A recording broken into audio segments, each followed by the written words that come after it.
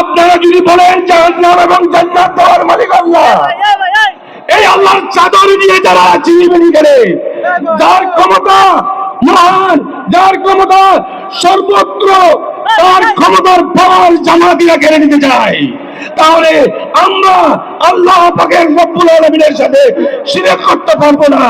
তাই জামাতিরা কিন্তু শিরক করতেছে, আমাদেরকে সজাগ থাকতে হবে। বন্ধ জামাতিরা আমাদের ঈমান এবং আকীদাকে নষ্ট করে ফেলবে।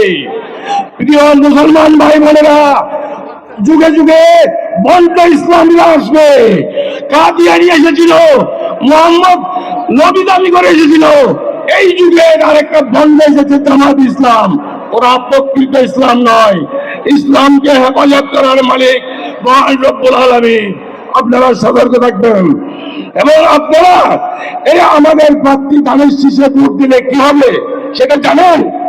বিএনপি ক্ষমতা গ্রহণ করবে, বিএনপি ইনশাআল্লাহ বিজয়ী হবে, বিএনপি সরকার গঠন করবে।